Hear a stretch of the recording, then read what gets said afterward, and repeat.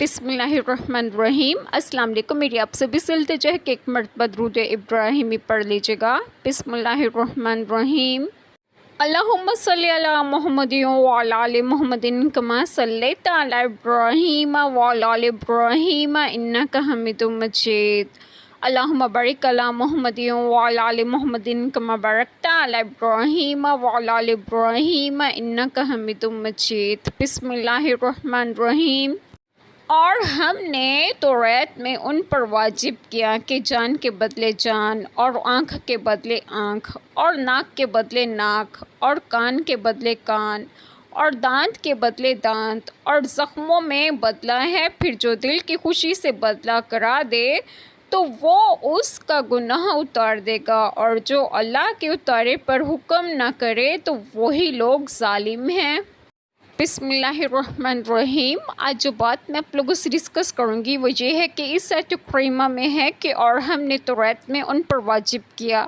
اس آیت کریمہ میں اگرچہ یہ بیان ہے کہ توریت میں یہود پر قصاص کے یہ احکام تھے، لیکن چونکہ ہمیں ان کے ترک کا حکم نہیں دیا گیا ہے اس لیے ہم پر یہ احکام لازم رہیں گے، کیونکہ شرع سابقہ کے جو احکام خدا اور رسول پاک صلی اللہ علیہ وسلم کے بیان سے ہم تک پہنچے اور منسوخ نہ ہوئے ہوں وہ ہم پر لازم ہوا کرتے ہیں، جیسا کہ اوپر کی آیت کریمہ سے ثابت ہوا کہ جان کے بدلے جان، یعنی اگر کسی نے کسی کو قتل کیا تو اس کی جان مقتول کے بدلے ماخوذ ہوگی، خواہ وہ مقتول مرد ہو یا عورت، آزاد ہو یا غلام، مسلم ہو یا ذمہ۔ شان نزول حضرت ابن عباس رضی اللہ عنہما سے مروی ہے کہ مرد کو عورت کے بدلے قتل نہ کرتے تھے، تو اس پر یہ آیت کریمہ نازل ہوئی، اور آنکھ کے بدلے آنکھ، اور ناک کے بدلے ناک، اور کان کے بدلے کان، اور دانت کے بدلے دانت، اور زخموں میں بدلہ ہے، یعنی مماثلت و مساوات کی رعایت ضروری ہے۔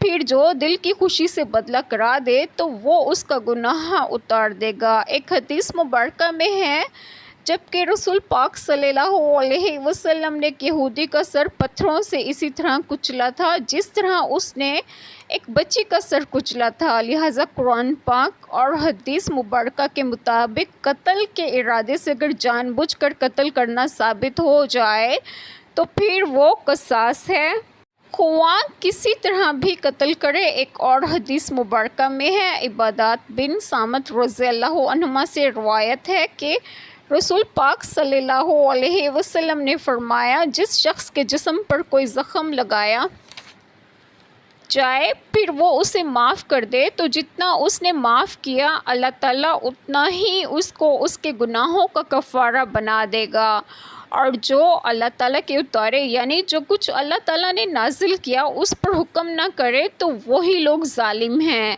یعنی اگر قرآن پاک اور حدیث مبارکہ کا انکار تو نہیں کرتا مگر اس کے خلاف فیصلہ کرتا ہے تو یہ ظالم ہے، اور اللہ تعالیٰ ظالموں کو پسند نہیں کرتے۔ ایک چھوٹی سی دعا جو میں ضرور کروں گی کہ اللہ تعالیٰ ہم سب کے تمام گناہوں کو معاف فرمائے اور ہمیں صراط مستقیم کی راہ پر گامزن کریں، اور آپ سب کی تمام جائز دعائیں قبول فرمائیں، اور جو لوگ بے اولاد ہیں انہیں نیک اور صالحین اولاد عطا فرمائیں، اور جو لوگ بیمار ہیں انہیں صحت و تندرستگی عطا فرمائیں، اور آپ سب کو آپ کے گھروں میں خوش و خرم رکھیں اور صحت و تندرستگی بھی دیں۔ آمین۔ جزاک اللہ خیر۔